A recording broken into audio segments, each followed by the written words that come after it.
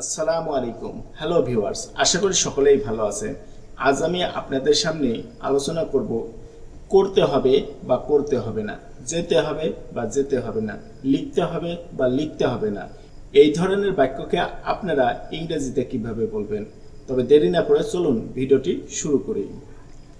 করতে হবে বা করতেই হবে, এর ইংরেজি হচ্ছে হ্যাভ টু বা হ্যাজ টু। আমরা গত পর্বে আছে অর্থে হ্যাভ বা হ্যাজকে ব্যবহার করেছিলাম, কিন্তু আজকে আমরা করতে হবে এই অর্থে হ্যাভ টু বা হ্যাজ টু ব্যবহার করব। যে সকল ক্ষেত্রে আমরা আছে অর্থে হ্যাভ ব্যবহার করেছি সে সকল ক্ষেত্রে আমরা করতে হবে অর্থে হ্যাভ টু ব্যবহার করব, এবং যে সকল ক্ষেত্রে আমরা আছে অর্থে হ্যাজ ব্যবহার করেছি সে সকল ক্ষেত্রে আমরা করতে হবে অর্থে হ্যাজ টু ব্যবহার করব। যেমন আমাকে যেতে হবে বা আমার যেতে হবে, আই হ্যাভ টু গো। আমাকে আসতে হবে বা আমার আসতে হবে, আই হ্যাভ টু কাম। আমাকে পান করতে হবে বা আমার পান করতে হবে, আই হ্যাভ টু ড্রিঙ্ক। আমাকে খেতে হবে, আই হ্যাভ টু ইট। আমাকে পড়তে হবে, আই হ্যাভ টু রিড। আমাকে খেলতে হবে, আই হ্যাভ টু প্লে। তাকে গান গাইতে হবে, হি হ্যাজ টু সিং বা শি হ্যাজ টু সিং। আমাকে লিখতে হবে, আই হ্যাভ টু রাইট। তোমাকে পছন্দ করতে হবে, ইউ হ্যাভ টু চুজ। আমাকে একটি ছবি আঁকতে হবে, I have two draw a picture. তাদেরকে রাখতে হবে, দে হ্যাভ টু কিপ। আমাকে টাকা দিতে হবে, I have to give money. তোমাকে কাজটি করতে হবে, you have to do the work.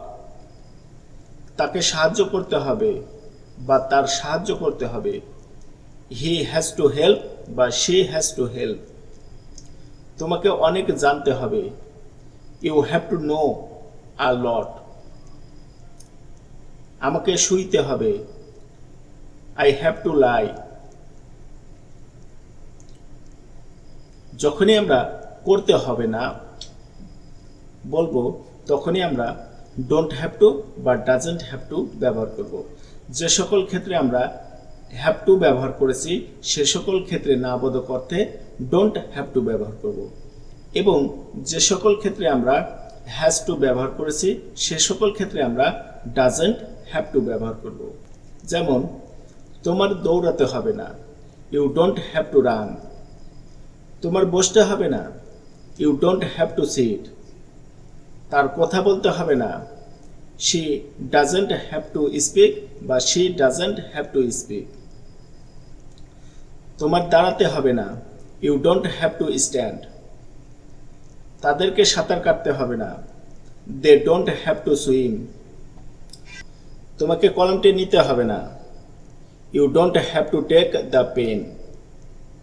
তার কাছে তোমাকে চাইতে হবে না, you don't have to want to him বা you don't have to want to her. তোমাকে ওই পোশাকটি পরিধান করতে হবে না, you don't have to wear that dress. তোমার টাকা সঞ্চয় করতে হবে না, you don't have to save money. তাদের ঘুমাতে হবে না, they don't have to sleep. তোমার আশা করতে হবে না, you don't have to hope. তোমার অনেক টাকা আয় করতে হবে না, you don't have to earn a lot of money. তোমার সামান্য কাজ করতে হবে, you have to do a little work. আশা করি ভিডিওটি বুঝতে পেরেছেন। যদি ভিডিওটি বিন্দুমাত্র ভালো লেগে থাকে তবে লাইক দিবেন, কমেন্ট করবেন এবং বন্ধুদের সাথে শেয়ার করবেন।